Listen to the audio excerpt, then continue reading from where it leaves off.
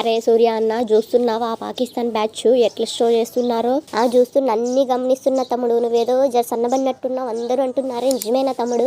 అరే బానే ఉందిలే బాయ్, నా మీద అస్సలు నోరు బారేసుకోకు. ముందుగాల నువ్వు టాస్ గెలిస్తే బ్యాటింగ్ తీసుకుందామని చెప్పు. మనకున్న 300 టార్గెట్ ను ఆ గ్యాంగ్ మీదనే చేసి చూపిద్దాం, ఏమంటావన్నా? ఒరే ఇవే వద్దనేది నేను. అరే మ్యాచ్ జరుగుతుంది మన గల్లీలో కాదు తమ్ముడు, శ్రీలంకలో. అక్కడ గ్రౌండ్ ఎంత పెద్దగా ఉంటుందో తెలుసా నీకు? పైగా అక్కడ స్లో పిచ్చులంట.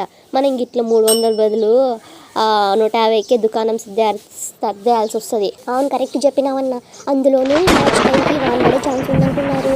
అందుకే తమ్ముడు టాస్ గెలిస్తే బౌలింగ్ వేద్దాం. ఒకవేళ ఫస్ట్ బ్యాటింగ్ చేయాల్సి వస్తే మాత్రం పక్కాగా 200 గుద్దితే సరిపోతుంది. ఎక్కువ అవసరం లేదు, మిగతాదంతా మన చక్రం చూసుకుంటాడు. ఏమంటావు వరుణ్? అరే బాయ్, అంటే నేనున్నానా టీంలో?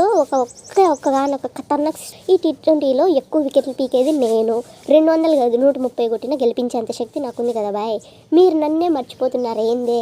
అవును, నువ్వు చెప్పేది కూడా మాటనే తమ్ముడు. కాకపోతే ఇది చాలా పెద్ద గ్రౌండ్, పిన్నర్లు నాడిస్తే ఊరికి వికెట్లు రాలే ఛాన్స్ ఆలోచించు. ఇంకా చెప్పాలంటే ఆ పాకిస్తాన్ కి మ్యాచ్ ఓడిపోవడం కొత్త ఏం కాదు కదా, ఆ బ్యాచ్ కలవాటే ఇది. పొరపాటున మనం గాని ఓడిపోయినామనుకో, వామ్మో ఊహించుకుంటేనే చెమటలు పడుతున్నాయిరా. ఏదేమైనా సరే ఈసారి స్పిన్నర్లతోనే వెళ్దాం.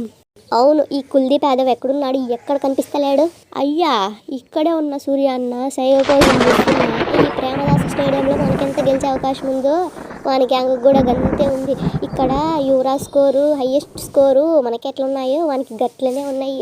సో గట్టి పోటీ తప్పదు.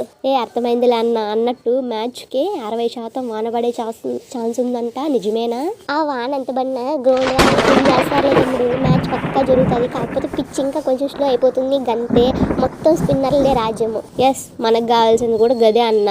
First century loading, mark my words. నైనా దూబే తక్కువలో తక్కువ 12 ఓవర్లు స్పిన్ వేస్తారు, వెయ్యి.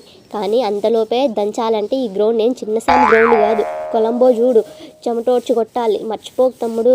ఓసిని మనకొచ్చేది అది. కొత్తగా చెప్పాలనా? డోంట్ వరీ, కాలు కదలకుండా ఆడే ప్రతి 12 బాళ్ళకు 6 సిక్స్లు బాదాలంటే నా పేరు దుబేనే కాదు. నీ అవ్వ పిచ్చు స్పిన్కి అనుకూలిస్తుందని చెప్పి ఒక్కగానొక్క మెయిన్ ఫస్ట్ బౌలర్ని పక్కన పెడతారా? అరే నిజం చెప్పాలంటే ఈ మధ్య మన బుమ్రా కంటే వికెట్లు ఎక్కువ తీస్తున్నా. నీకు స్పిన్నర్సే తీసుకోవాలంటే ఆ బూమ్ ప్లేస్లో తీసుకోవే. నేనేం పాపం చేసినా ఈ మ్యాచ్ కోసం ఎన్ని రోజుల నుంచి ఎదురు చూస్తున్నాను మీకేం తెలుసు? నైనా హర్షదీప్ బెంచ్ కూర్చోబెట్టింది సాధారణ ప్లేయర్ని, కాబట్టి అర్థం చేసుకో తమ్ముడు. ఓసిని ఏందిలే మీరు ఆడితే ఆడంటివే, బయట కూర్చోవడం నాకేం కొత్త కాదు. మీకోసం మాత్రం చేయలేనా? కూర్చుంటా, మీరే ఆడుదురు కానీ. వద్దొద్దు అంత పని చేయక బూమ్రా బాయ్. ఇన్ని దినాలు నీకు రెస్ట్ ఇచ్చి భద్రంగా కాపాడుకునేది ఇటువంటి మ్యాచ్ల కోసమే. సో నీ వంటి వింటేజ్ బూమ్ కావాలి మాకు. అట్లానే తమ్ముడు, మ్యాచ్ స్టార్ట్ కానీ మొత్తం రచ్చ చెప్పు ఫాకారన్ బాయ్. తమ్ముడు పోయినసారి ఆసియా కప్లో బూమ్కి 6లు చూపించినావు. సో ఈసారి వాడు కసి మీద ఉన్నాడని ఇన్స్పిరేషన్ వచ్చింది చూడు. భద్రం తమ్ముడు, జాగ్రత్తగా ఆడాలి చూడు. మరి తెలుగుది అన్న అయినా అందరూ ఈ మ్యాచ్ కోసం ఎదురు చూస్తున్నారు కానీ నేను మాత్రం ఆ బూమ్ కోసం ఎదురు చూస్తున్నా. రాని చూసుకుంటా. వాడి బంతి దొరికితే ఫుల్ షాట్లు, కాళ్ళకు వస్తే హెలికాప్టర్లు, అన్నిటికీ రెడీ అన్నా నేను. కథ మొత్తం వేరే ఉంటుంది, డోంట్ వరీ.